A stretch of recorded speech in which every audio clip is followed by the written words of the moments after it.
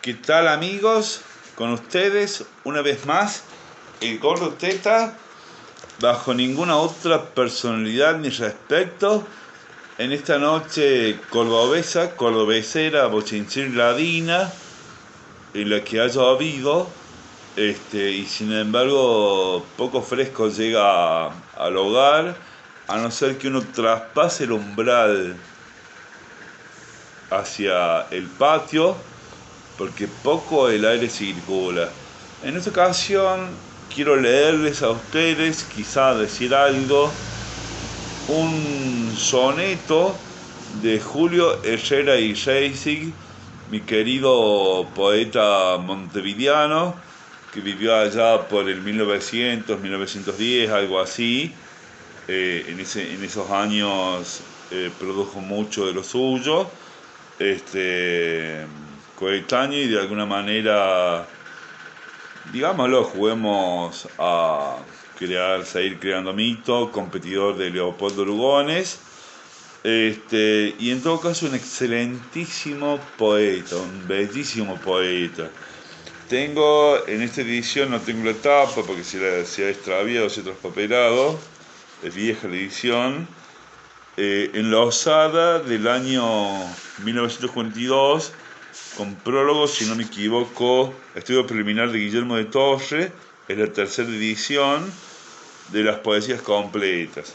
Ahí les muestro un poco algo de información del volumen.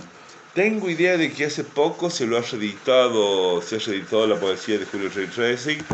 No tengo por ahora acceso a esa edición, pero bueno, estén ustedes si les gusta el soneto, indagar, buscarlo, googlearlo, curiosear.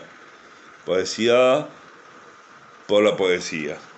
Sin más paso a leerles el soneto. Se llama Fiat Lux, y dice así: Fiat Lux. Sobre el rojo diván de seda intacta, con dibujos de exótica gramínea, jadeaba entre mis brazos tu Virginia y exangüe humanidad de curva abstracta. Miró el felino con sinuosa línea de ópalo, y la noche estupefacta, desde el jardín la Venus curvilínea manifestaba su esbeltez compacta. Ante el alba, que hizo nimbos grosellas, ajáronse las últimas estrellas. El Cristo de tu lecho estaba mudo, y como un huevo entre el plumón de armiño que un cisne fecundara, tu desnudo seno brotó del virginal corpiño. Bueno, este es el soneto de Julio Reisig, un soneto que me encanta. Una lectura apresurada y brutal. Afirmaría que simplemente el poema cuenta que a la mina se escapó una teta del corpiño. Esas lecturas de la poesía, en el caso de autores como Reisig, sí dicen la imagen, dicen de qué habla, pero pierden absolutamente todo de lo que el poema es, de lo que el poema implica, de lo que el poema trasunta. Porque en la poesía, o por lo menos la poesía que más aprecio, y en general en la literatura y en el arte, lo importante no es lo representado. Lo importante no es que hable, que señale como un referente en el mundo, que está nombrando, que está señalando. O está eso, pero sobre todo en el arte lo que importa es la representación misma, es decir, en este caso el texto, el entretejido de palabras que conforma el texto. Digamos, con el mismo motivo, a la minita se le escapó una teta, se pueden hacer infinitos poemas. Ahora que algunos serán bellos y muchísimos otros serán en términos académicos, como le gusta decir a un amigo, un mocazo. Entonces, veamos. Fiat Lux. ¿Por qué Lux? Uno puede pensar que se refiere a la blancura de la piel de la mujer, del seno de la mujer. Pero también si uno se fija un poco, el segundo terceto dice, y como un huevo entre el plumón de armiño, blanco, que un cisne fecundara tu desnudo, seno brotó del virginal corpiño. Tenemos los elementos huevo y tenemos el elemento cisne. Y eso a mí, que quieren que les diga, me remite inmediatamente al mito de Leda y el cisne, el mito de Leda y Zeus, la fecundación de Leda por parte de Zeus, transfigurado en cisne, la que nacen, si no me equivoco, Helena y Pollux o Helena y Castor, y que en algunas versiones del mito están en un huevo los hijos semidivinos, semihumanos, ¿no es cierto? Aparte, si nos fijamos, fíjense justamente eso, la transición. En el segundo cuarteto se habla de felino. En el tercer verso del segundo cuarteto se habla de la Venus curvilínea, que es una estatua aquí en el jardín, ¿no es cierto?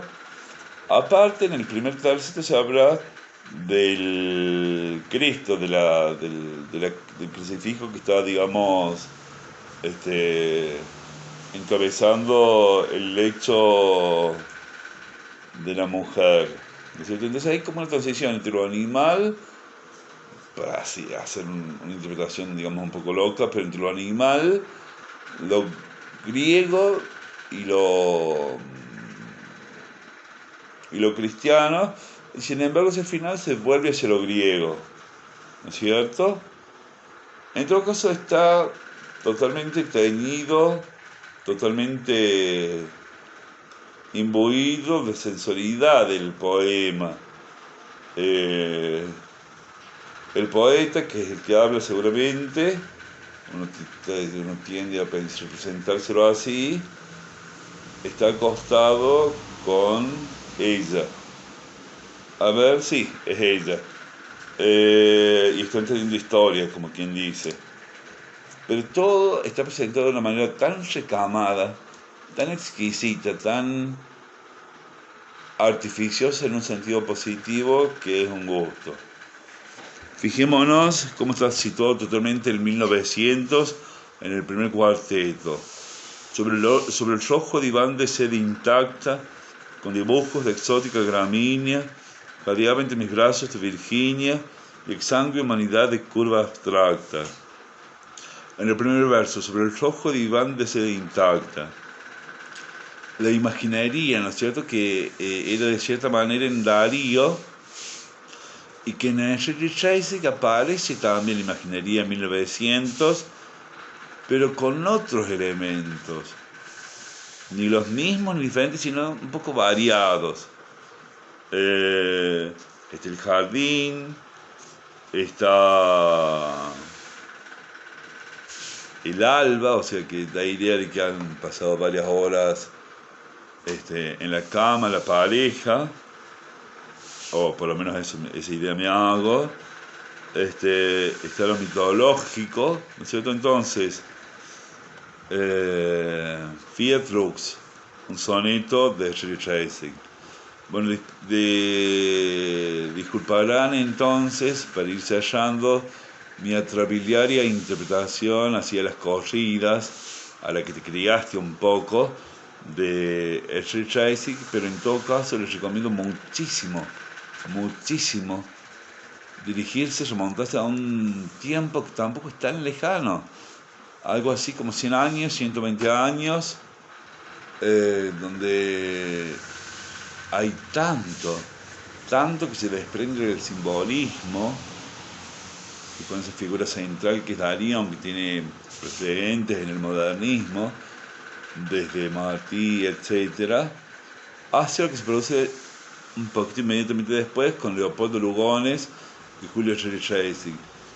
Esa poesía, pienso que para algunos será como de modé o incluso inaccesible, si es que no elitista, en una interpretación tan crasa y brutal de qué es la poesía que tenemos que leer y cuál es la poesía que tenemos que rechazar. Está lleno de referencias tan interesantes que si uno se pone a leer, si uno se pone a profundizar, si uno pone a leer, va descubriendo esa época que es muy linda, creo yo. Y son solo 100 años, 120 años. Bueno, sin otro particular, habiendo leído este hermoso soneto de Julio Reich, que, insisto, búsquenlo, y desde el primer barrio separatista de la República Argentina, es decir, San Vicente, cito en Córdoba Capital, se despide de ustedes el Gordo Teta y hasta más ver.